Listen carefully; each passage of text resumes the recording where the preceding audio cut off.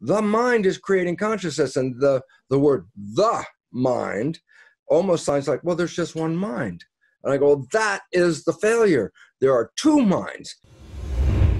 From my understanding, I'm curious, because as you were talking, I just pictured this analogy, right? It's almost like when you're a teenager and you go with your parents to the supermarket and they blindly just put things in the basket and you don't really think for yourself. You kind of assume whatever my parent will buy, I'm gonna eat. But there are other food products out there. There is some olive oil, there are the veggies. You don't have to eat unhealthy stuff. So once you realize you have control, you can actually pick up those things. And this is what works with genes as well, right? Well, that's it. But then here's the problem. Let's get to the core of the problem, because this is what you work with the people in your community. And the core of the problem is this. Go back to the quantum physics. Consciousness is creating your life experiences. I go, and where is that being controlled? I say, the mind is creating consciousness. And the word the mind almost sounds like, well, there's just one mind. And I go, that is the failure. There are two minds.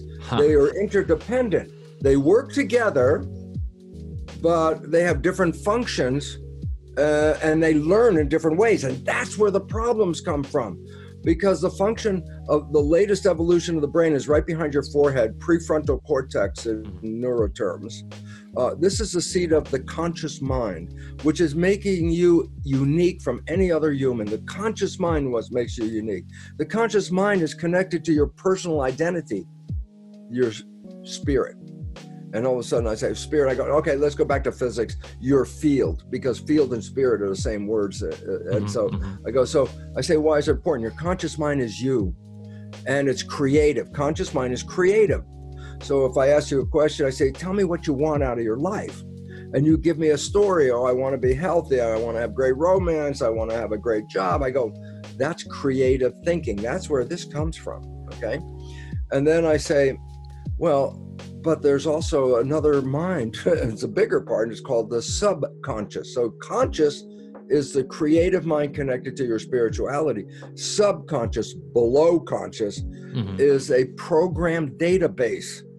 It's habits versus creativity. Creativity, I can imagine any damn thing. Habit, I'm going to play the same thing over, because a habit is saying the same thing over again. So I say, okay, so the mind is like a computer.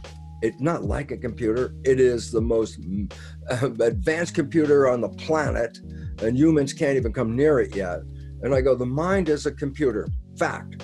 And I say, now let me give you a story that will make sense, and that is this. I go to the store right now, I buy a brand new computer, I bring it home. I push start, it boots up. Now I say, okay, let's do something with it. Let's make a spreadsheet, let's write a story, let's make a drawing. I go, can't use it. I said, what do you mean? Got a brand new computer, it boots up. I go, not until you put programs in the computer can you use the computer.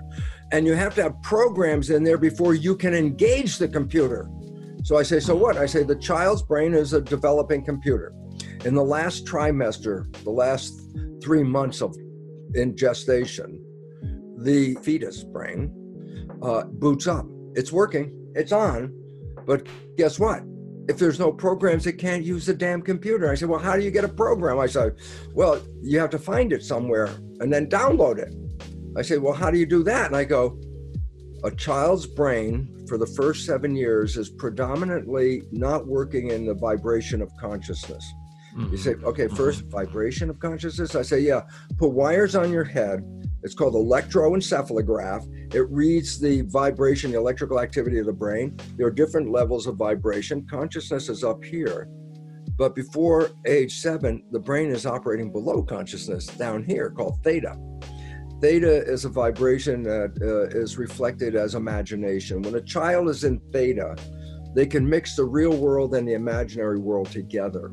So they have a tea party, they pour nothing into the cup, they drink the nothing, they go, that was the finest tea I ever had in my life. Or a child's on a broom and it's a horse, and the mother says, give me the broom. In the child's mind, theta, imagination, it's not a broom. It's a horse. It's a horse. It's a real horse. So I go, so theta is imagination. I say, yeah, that's what characterizes children below 7. And then I say something more important now. Theta is hypnosis. That's the frequency of hypnosis.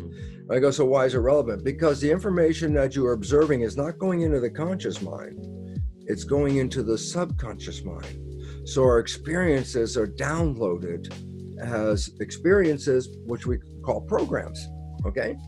If you have good experiences when you're a child, well, then you have good programs to lead off with. But if you're like most of us, our experiences as a child were not empowering. They were, you know, like, who do you think you are? You're not that smart. You know, parents trying to get the kid to be better by yelling at them, you know?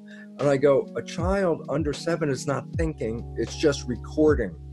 So whatever the parents said, well, that's not good enough. Who do you think you are?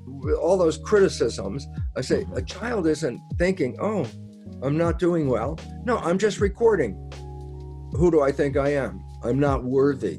I'm not smart enough. Whatever they were saying, I recorded it. And then 95% of our life comes from the programs. And only 5% comes from creativity until you take the red pill.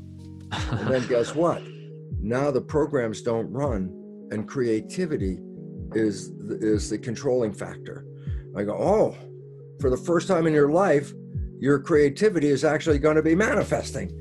Because up until now, 95% of your life wasn't coming from creativity. 95% was coming from habits.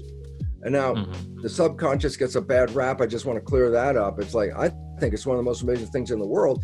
Unfortunately, maybe some of your programs suck. The programs suck, but the subconscious mind is great. I'll give you a simple example. When did you learn how to walk? Before 2? Are you still walking? Well, guess what? It's an automatic habit program in the subconscious. And these are the habits that allow us to move through life without relearning everything. You know, how long did it take to learn how to walk? And I say, well, now you don't have to learn it anymore. It's instant. I go, everything like that. But there's good things that we put in, and there are programs that are not so good. Yeah. All right. So if you're still watching this video, the chances are you really enjoyed it. And if that's the case, well, first of all, thank you for your time. But also make sure that you subscribe and click on that little bell notification button. The simple reason is that if you don't click on it, you may not get notified when I publish new videos. Once again, thank you so much and have an amazing day.